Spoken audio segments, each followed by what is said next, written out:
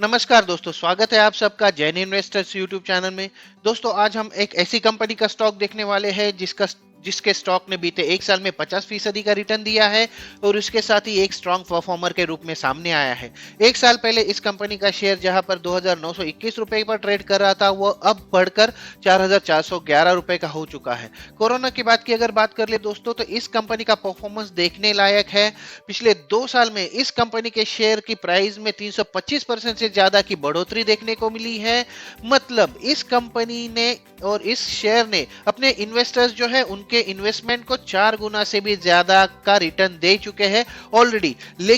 लेकिन दोस्तों, अभी भी उसका 52 वीक का हाई जो है वो काफी दूर है और ये एक टाइम पे इसका जो 52 वीक का हाई लेवल है, टॉप लेवल है दोस्तों, वो 6,135 रुपए का है और अपने टॉप लेवल से ये अब भी 40% नीचे ट्रेड कर रहा है दोस्तों। तो ये शेयर है दोस्तों कोफोर्ज कंपनी का शेयर, जिसे हम में से काफी लोग एनआईआईटी के नाम से भी जानते होंगे। आज हम देखेंगे कंपनी के बिजनेस के बारे में, कंपनी के पास परफॉर्मेंस के बारे में, फाइनेंशियल्स के बारे में, उसके साथ ही कंपनी के स्ट्रॉन्ग पॉइंट्स और वीकनेस के बारे में हम जान लेंगे, उसके फ्यूचर प्लान्स में क्या छुपा है वो देख लेंगे और उसके हिसाब से जानेंगे कि कंपनी की शेयर की प्राइस जो है वो कहां तक जा सकती है, क्या लेवल छू सकती है। तो आइए शुरू करते हैं आज का वीडियो। सबसे पहले कंपनी का बिजनेस जो है उस पर एक नजर डाल लेंगे। कोफोर्ज एक आईटी सेवा कंपनी है जो end to end software and solutions and services प्रदान करती है। ये टॉप 20 भारतीय सॉफ्टवेयर निर्यातकों या एक्सपोर्टर्स में से एक है। इस कंपनी के प्रमुख ग्लोबल कस्टमर्स की अगर बात कर ले दोस्तों, तो ब्रिटिश एयरवेज जैसा एक बड़ा नाम इनके साथ जुड़ा हुआ है। साथ ही ING group, ACI investments, Sabre, SITA ऐसे काफी कस्टमर्स है। ये जो बड़े बड़े नाम है इनके साथ शामिल है, इनके साथ जुड़े हुए हैं दोस्तों। पिछले कुछ वर्षों में कंपनी ने मुख्य रूप से अपने जो सॉफ्टवेयर डिवीजन है उसके जो प्रोजेक्ट्स है दोस्तों, उसकी मार्केटिंग और उनको मोबिलाइज करने के लिए अमेरिका हुआ, Singapore, Australia, UK, Germany, Thailand ऐसी काफी जगहों पर अपनी सब्सिडरी कंपनियों की एक फौज तैयार की है, उनकी स्थापना की है। कंपनी की दुनिया भर की बड़ी आईटी कंपनियों के साथ व्यापारिक साझेदारी या फिर बिजनेस पार्टनरशिप है दोस्तों। अब एक नजर की पॉइंट्स पे डाल लेंगे दोस्तों, क्योंकि लॉन्ग टर्म के इन्वेस्टमेंट में ये की पॉइंट्स का बहुत इंपॉर्टेंट रोल होता है। हमें देखना पड़ता है कि ये क्या मतलब कंपनी का एग्जैक्टली क्या पॉजिटिव पॉइंट्स है, क्या निगेटिव पॉइंट्स है। तो चलिए देखते हैं इसके की पॉइंट्स।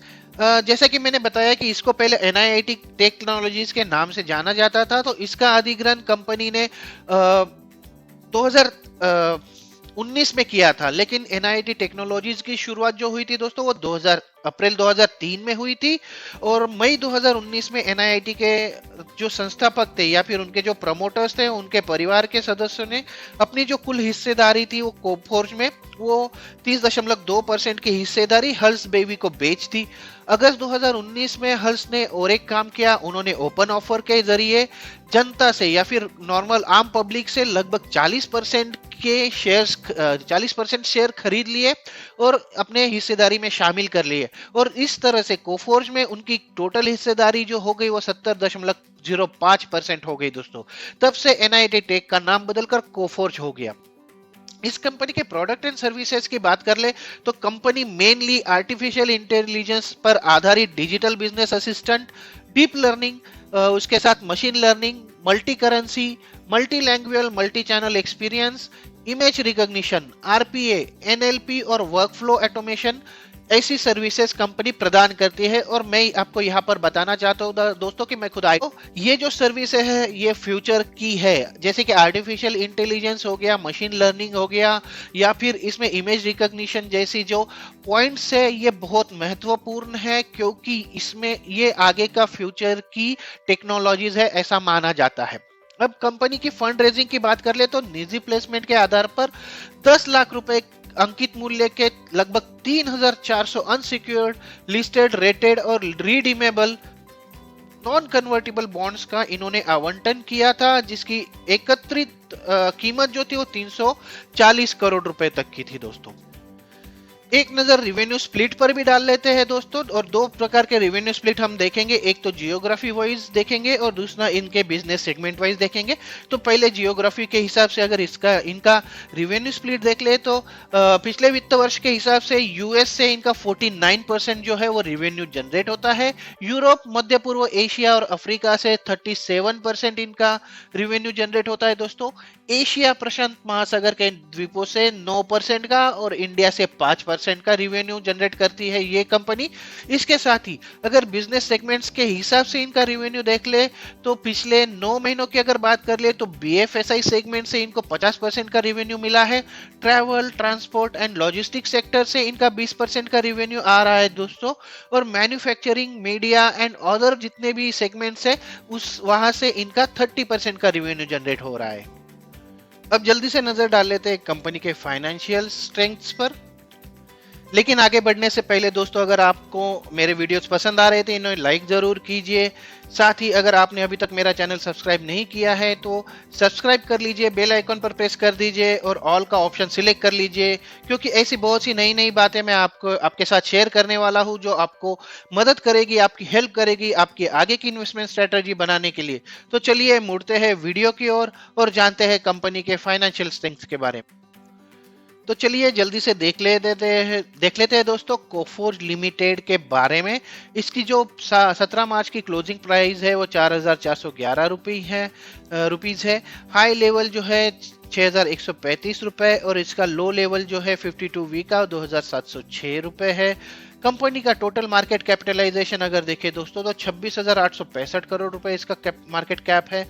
स्टॉक पी 45.8 का है, आरओसी 25.7% और आरओई 19.3% का है, और डिविडेंड यील्ड भी ये काफी अच्छा डिविडेंड भी देती है दोस्तों, 0.88% इसका डिविडेंड यील्ड है।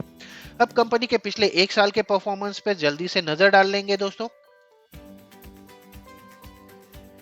जैसा कि मैंने बताया कि 23 मार्च को जब बाजार बंद हुआ था दोस्तों, तब इसके शेयर की जो क्लोजिंग प्राइस थी 2,921 रुपए थी, जो अब जाकर हो चुके हैं 4,411। तो इसलिए मैं बता रहा हूँ कि इसने एक साल में अपने निवेशकों को सारी चीजें कंसिडर करके 50% का रिटर्न दिया है। लेकिन अगर इसके 52 वीक हाई की बात करें तो यहाँ पे कहीं सेट हो रहा है, जहां पर जनवरी में यहाँ ये जो है ये 6,135 की लेवल छू चुका था, लेकिन उसके बाद से लगभग 40% की इसमें गिरावट देखी गई है। और इसमें काफी पॉइंट्स है दोस्तों जो कंसीडर कर सकते हैं, जैसे बॉन्ड यील्ड है या फिर फेडरल रिजर्व बैंक का जो इंटरेस्ट है उसको बढ़ाने की बातें हैं, लेकिन इसकी वजह से इस कंपनी के शेयर में कमी देखने को मिली है। अगर 3 महीने की बात कर ले तो ये 3 महीने में काफी नीचे आ चुका है, 5,181 से लेके 4,411। और 3 साल की बात कर लेते हैं दोस्तों तो यहाँ पर इसका उछाल जो देखने लायक है, जैसे कि 1,326 रुपए पर ये था 22 मार्च 2019 को, जो अब जाके लगभग 4,400 रुपए के ऊपर है। तो लगभग 300% से ज्यादा का इसने 300% इसने रिटर्न दिया है। मेनली अगर कोरोना की बात करें तो कोरोना के टाइम पे ये लगभग 1,037 रुपए तक गिर चुका था और उसके बाद 4,411, तो लगभग 4 गुना इनकी प्राइस हो चुकी है कोरोना के बाद में। अब जल्दी से नजर डाल लेते हैं प्रोज, पॉजिटिव और नेगेटिव पॉइंट्स पर। अगर पॉजिटिव और नेगेटिव पॉइंट्स की बात कर ले दोस्तों तो कंपनी का ये क्वार्टर अच्छा जाने की उम्मीद है। उसके साथ ही कंपनी का जो डिविडेंड है वो काफी शानदार है, 20.31% का डिविडेंड पे आउट होता है कंपनी का। नेगेटिव पॉइंट्स की अगर बात कर ले तो स्टॉक की ट्रेडिंग 11 टाइम्स इसका स्टॉक जो है वो उसकी बुक वैल्यू से के ऊपर है, और company might be capitalising interest cost. तो दोनों कॉन्स जो है या फिर नेगेटिव पॉइंट्स है वो इतने मायने नहीं रखते मेरे हिसाब से। अब जल्दी से कंपनी के क्वार्टरली रिजल्ट्स पर नजर डाल लेते हैं, जहां हम देखने वाले हैं दिसंबर 2020, सितंबर 2021 और दिसंबर 2021 के आंकड़े। तो जल्दी से देखेंगे दोस्तों। एक नजर सेल्स के आंकड़ों पर डाल लेते हैं। जैसे कि मैंने एक पॉइंट भी उठाया था कि सेल्स इनका काफी अच्छा रहा है, तो दिसंबर 2021 में जहां 1,191 करोड़ रुपए का सेल्स था, वहीं पर सितंबर 2021 में 1,569 और उसके बाद 1,658। तो कंटिन्यूअस इजाफा देखने को मिल रहा है दोस्तों। अगर आप कहीं से भी शुरू करें तो इनके इनके सेल्स में काफी अच्छा स्ट्रॉन्ग बढ़ोतरी देखने को मिल रही है। तो यहाँ पे सेल्स की बात करने का रीजन यही है दोस्तों, क्योंकि प्रॉफिट तो ऑब्वियसली बढ़ा है आईटी कंपनीज का, क्योंकि वर्क फ्रॉम होम जैसी पॉलिसीज जो है उनकी वजह से इनका जो एक्सपेंसेस है उसमें काफी कमी आई है और उसकी वजह से इनका प्रॉफिट बढ़ने को देखने को मिला है। इसलिए मैं सेल्स से की स्पेसिफिकली बात करना चाहता था। अब देख लेते हैं इनका जो नेट प्रॉफिट है।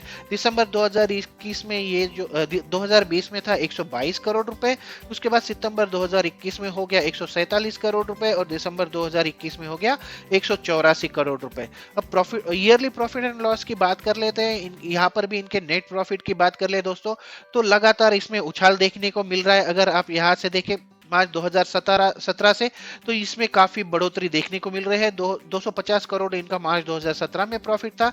ये थोड़ा सा कम जरूर था पिछले साल के मुकाबले, लेकिन पिछले साल काफी ज्यादा उछाल देखने को मिला था। उसके बाद 250 करोड़ से लेके 280, 403, 444, 456 और अब जाके 587 करोड़ रुपए इनका प्रॉफिट रहा है दोस्तों।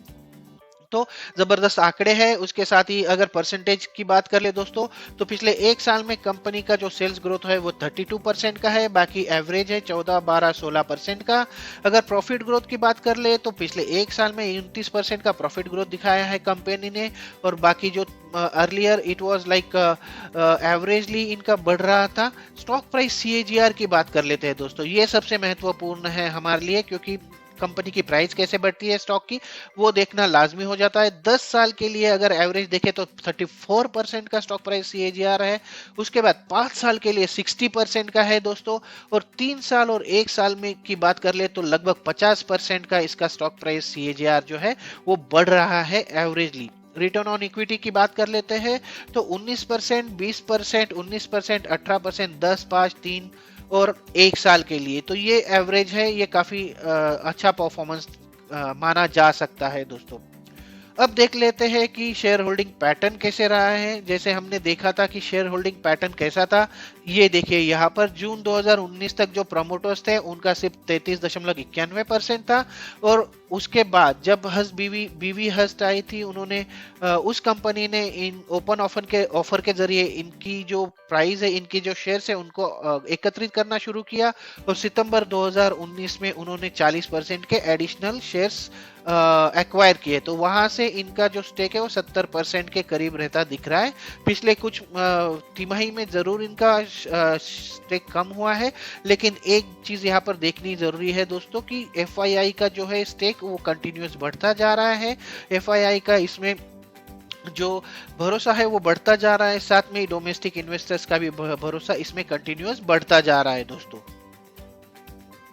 अब नजर डाल लेते हैं दोस्तों कंपनी के फ्यूचर एक्सपेंशन प्लान्स पर। सबसे पहली बात और सबसे महत्वपूर्ण बात दोस्तों, कंपनी के पास स्ट्रॉन्ग ऑर्डर बुक अवेलेबल है, और कंपनी के अभी जो पेंडिंग ऑर्डर है या फिर जो कंपनी के ऑलरेडी ऑर्डर बुक में ऑर्डर है उनकी वैल्यू अगर देखें तो 4000 करोड़ रुपए से ज्यादा की इनकी वैल्यू है, इनका ऑर्डर बुक ऑलरेडी है।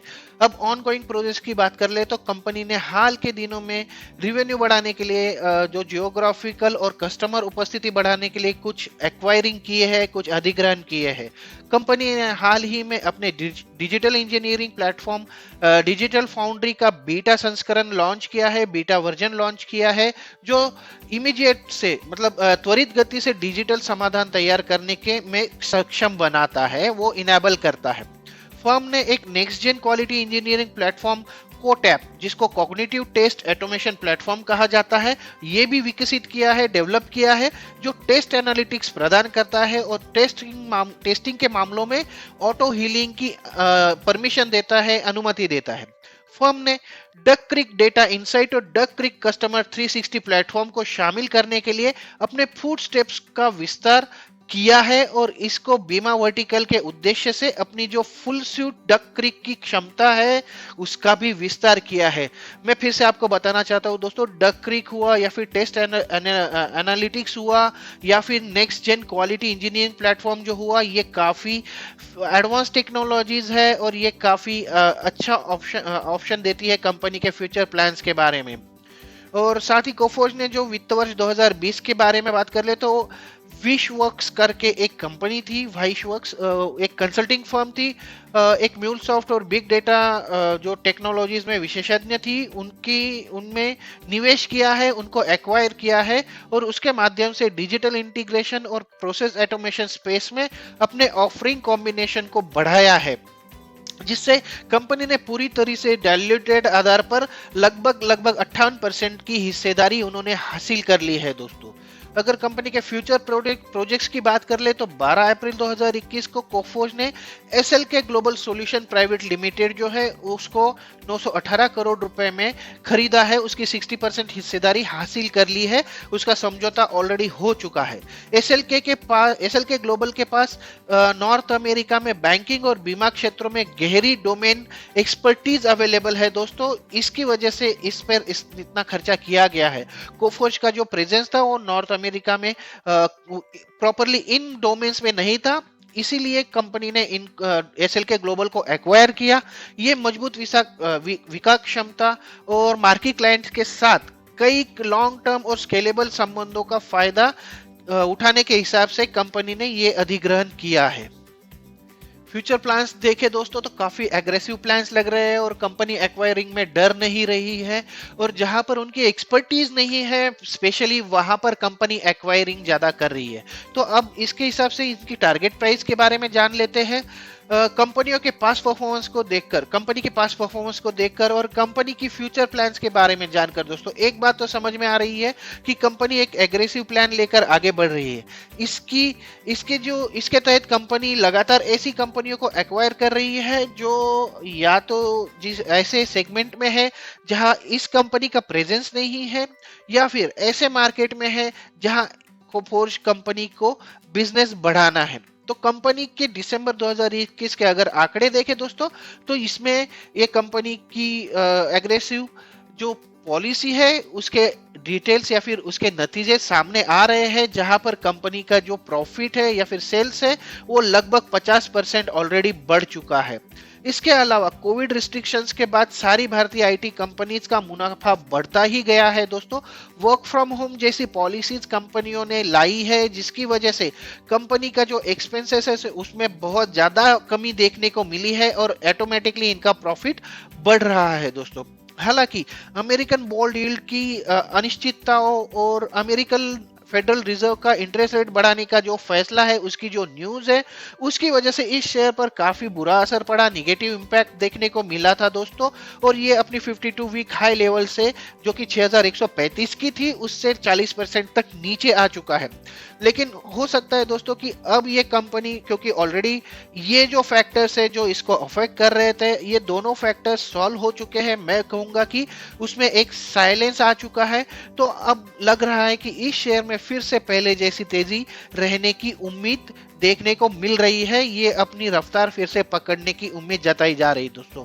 हमारा मानना है कि ये जो सारे फैक्टर्स है इनका अफेक्ट होगा कंपनी के आगे के शेयर के भाव बढ़ने के लिए या फिर कम होने के लिए, और यही ट्रिगर रहेंगे कंपनी के रेट चेंजेस में। तो ओवरऑल कंपनी का आउटलुक जो है वो दमदार है, स्ट्रॉन्ग परफॉर्मेंस है, एग्रेसिव फ्यूचर प्लान से ओवरऑल इन्वायरमेंट एडवांटेज कंपनी को मिल सकता है, और बीते 2 साल में इतने शानदार रिटर्न के बाद इस कंपनी के शेयर पर जो है वो बुलिश सेंटीमेंट अभी भी जारी रहने की उम्मीद है दोस्तों। अगले कुछ महीनों में ये अपनी ऑल टाइम हाई प्राइस जो है जो 6165 रुपए की है उसको क्रॉस कर सकता है और 6500 तक की छलांग लगा सकता है, ऐसी हमारी उम्मीद है दोस्तों।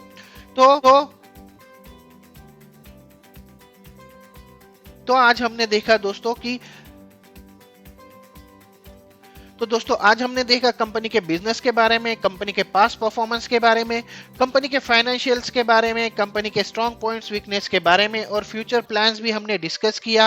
हमने जाना कि कंपनी क्या क्या करने वाली है, फ्यूचर प्लान्स कैसे तरह से इनके एग्रेसिव है, और साथ ही हमने देखा कि कंपनी के शेयर की जो प्राइस है वो कहां तक जा सकती है। अगर आपके मन में इस स्टॉक को लेकर कोई सवाल है तो आप कमेंट बॉक्स में बताइए दोस्तों, मैं जरूर आपके सवालों की जवाब देने की कोशिश करूंगा।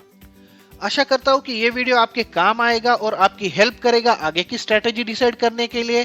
तो आज के वीडियो में मैं यही रुकता हूं दोस्तों, आज के वीडियो में बस इतना ही। मिलते हैं अगले वीडियो में एक नए शेयर के साथ, एक नई जानकारी के साथ। तब तक के लिए नमस्कार।